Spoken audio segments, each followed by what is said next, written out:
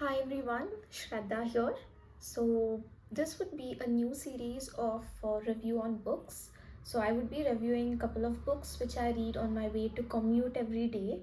And the first book of the series is Master and Margarita.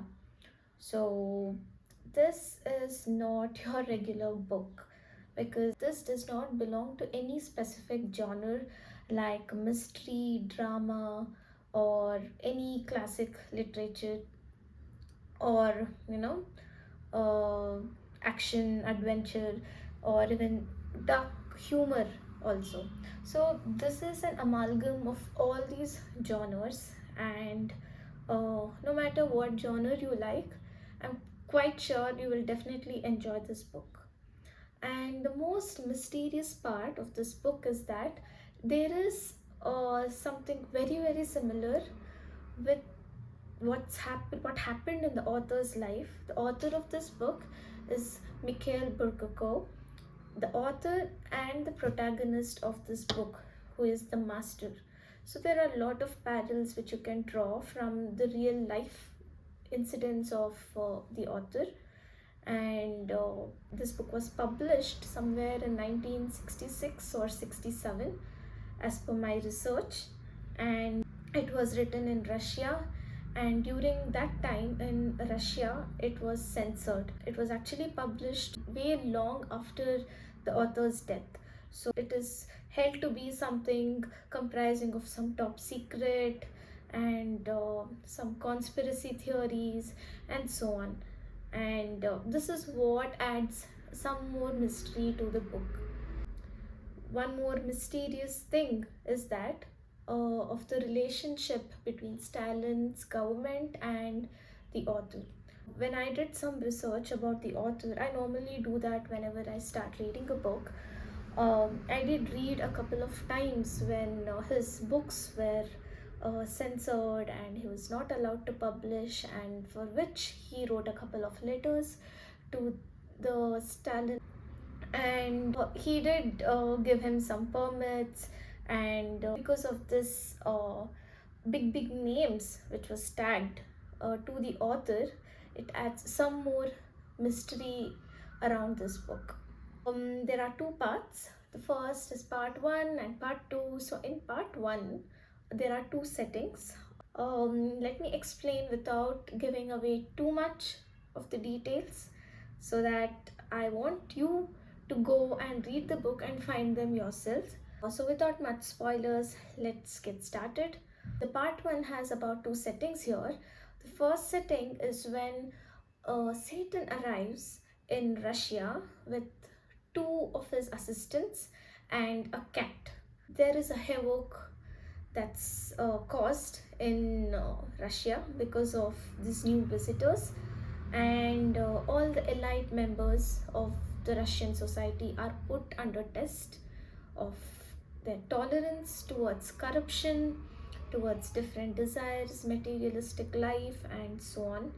And there is a second setting in the same part which talks about the dilemma of Pontius Pilate during his trial of Jesus Christ. So there are two storylines. One, as I mentioned, in one setting, the second one of Jesus Christ in the second setting. So there's two stories run parallelly, and sometimes the story is also explained through a person's dreams. So read it carefully. Talks a lot about human desires, materialistic life, and the Satan here is not necessarily an evil like how we generally speak. He's more of a punisher for those who deserves, and he also bestows a lot of gifts and surprises on those who really deserves as well. So he plays a role of somebody who keeps balance along with father. This book is not for somebody who is into just casual reading. So this book is for somebody who is into deep thinking, who is into philosophy, and because this will really take away your time. You keep thinking about it, and It's always there in your mind. So, at least from my side, I review it as a must read book.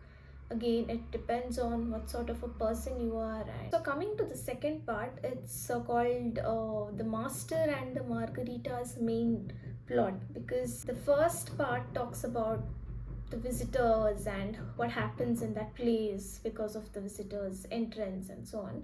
But the second part talks about the main protagonist and his lover. So, what happened to them, and how did things end up, and what did Satan have to do with these people, is something which you got to find it yourself.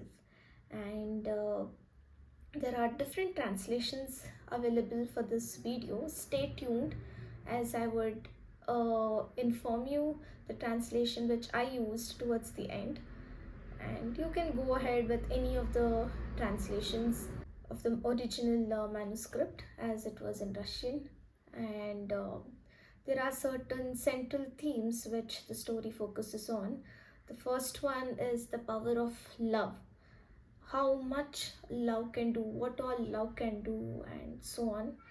And there are also human emotions which they have showcased, and different dilemmas in life, the materialistic luxuries and comforts in life, the desires of people. It also focuses on the theme that even though you are a very good person, it is very much required for you to see the bad or the evil in the other person.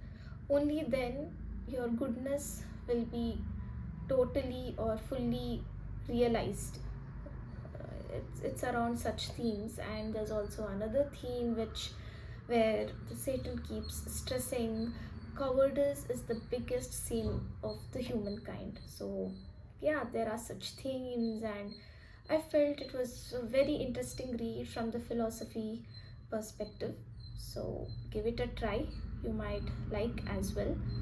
Well, as promised, the translation which I read was of Diana Bergin and Catherine O'Connor, and thankfully there was a Kindle version available, and I purchased that and I just read. It was a very, very brilliantly written and a very good read. So go ahead, give it a try, and let me know in the comment section if you have read it. There are any thoughts or any questions, please start a conversation. Or if there's any book which you would recommend that I read, please do suggest. Thank you for watching. Please like, share, and subscribe to my channel. Thank you. Have a good day.